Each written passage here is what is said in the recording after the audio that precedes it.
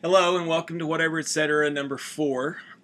Tonight I wanted to deal with a notion that's often connected to Socrates, but actually comes to us from the Delphic Oracle, the most famous oracle of ancient times, Oracle of Apollo in Delphi.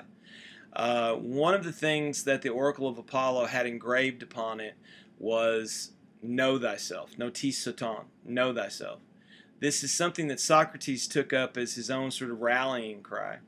It doesn't mean the same thing in philosophizing as a way of life, in which you're trying to become, as I said before, an authority on your own experience, an authority on your own being. Know thyself doesn't have the same kind of meaning that it would have if you were approaching an oracle.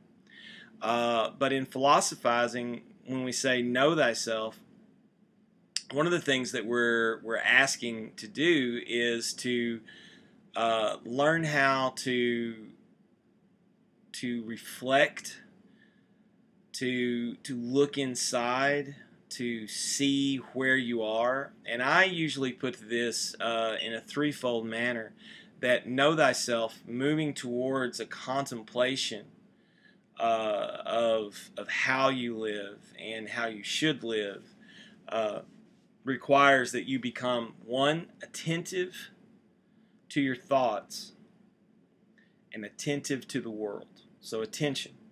Two, focused on your situation. Focus how you're situated with your friends, with everyone that you deal with, and with other aspects of the world.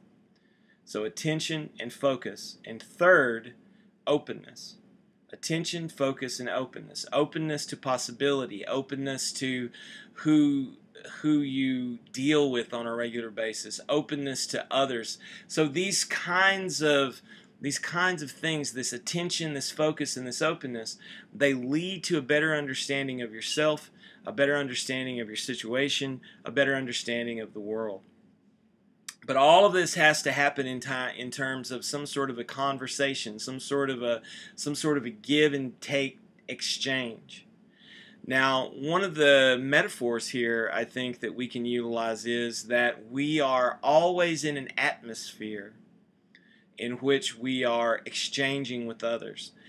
We're exchanging with the world. We're breathing in and breathing out. Breathing in and breathing out. Attending, focusing, opening up. Attention, focus, openness. These are ways that we bring the world into us, ways that we put ourselves out into the world. Now, I specifically picked the metaphor of breathing because I think that know thyself is a rallying cry to care for your own being, to have concern for your own being. That doesn't mean no concern for the world. That doesn't mean no concern for other people. It means kind of like when you're in a plane and they tell you that should some sort of tragedy occur and the plane begins to decompress and lose its pressure, you will see these things drop down from the ceiling, and you're supposed to put that on. And we all know by now, if we've traveled enough, even if the thing doesn't inflate, there's still oxygen coming through, right? But as a safety measure, they say if you're traveling with a child, or if you're traveling with someone who's sick, or if you're traveling with someone who's old, put the mask on yourself so that you don't pass out, so you can help other people who may need to be helped as well. So this idea then that we're all breathing this atmosphere, we're all in this atmosphere, that know thyself is an aspect of caring for ourselves, knowing how to care for ourselves through attention, focus, and openness. It brings back to my mind as well, not only that we share the same breathing room, and not only that we need breathing room, and not only that we need to be very careful to not panic in certain situations and you know, fix it to where we can respond and help other people. The ancients kind of understood that what moves us is our life breath, that our motion is this breathing, this in and out, and that when you stop breathing, you die very quickly. People will tell you you can live without food for not very long, and they'll tell you that you can live without water for a much shorter period of time. You can't live without oxygen, can't live without breathing for very long at all. So this notion of the breath is extremely important, extremely crucial as a metaphor for us to be thinking about in philosophizing as a way of life. I'm going to be talking a little more about these things, about know thyself and care of the self. I really want you to be thinking, though, about this notion of breathing room, of perfecting an atmosphere of community and an atmosphere of exchange and dialogue. And I'll leave you with a little fact from etymological fact. In the ancient tongues from which all of the Indo-European languages evolved, I think we call it the Indo-European tongue. It's sort of been pieced together to some extent by linguists and philologists. That in that proto-tongue and in the languages that evolved out of it, like Greek and Latin and Sanskrit, the word for soul is onomatopoeic in all of those languages, and it actually sounds like someone breathing. In ancient Greek, the word is suke, or psyche. We call it psyche. Suke. And in Sanskrit, it's Atman. And that word that comes to us from Greek, atmosphere, is actually very much related to the Sanskrit word Atman.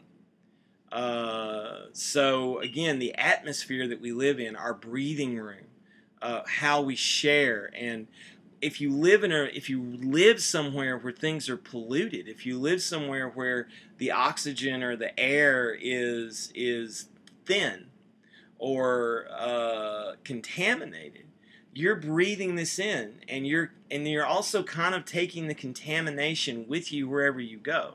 So this notion of care of the self, thinking of how in knowing yourself you come to see the exchange between yourself and the world, this sort of breathing pattern, this taking in and giving out, taking in and giving out.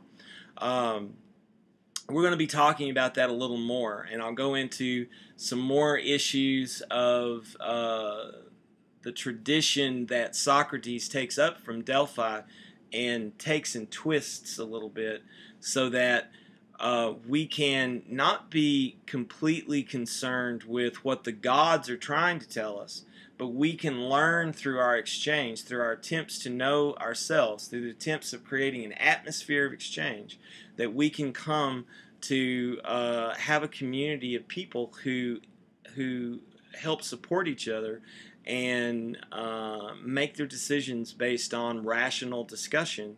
That doesn't, of course, to say this is rational doesn't mean that it doesn't have to be passionate. It doesn't have to have feelings involved. Just simply that we want to make our decisions based on some sort of rational exchange, some sort of rational dialectic.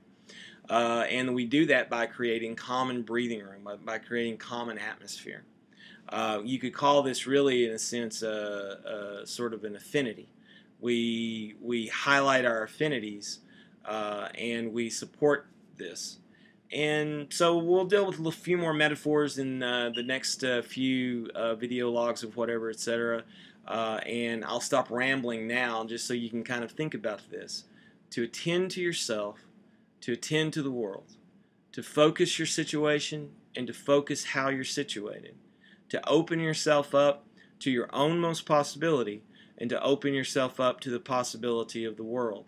This is what it means to create the breathing room, to make this atmosphere of community and dialectic. And I'll talk to you again in just a couple of days. Thank you very much, and I hope all of you will be looking out for me on Google Hangouts and Facebook, and I'll talk to you later on. Bye-bye.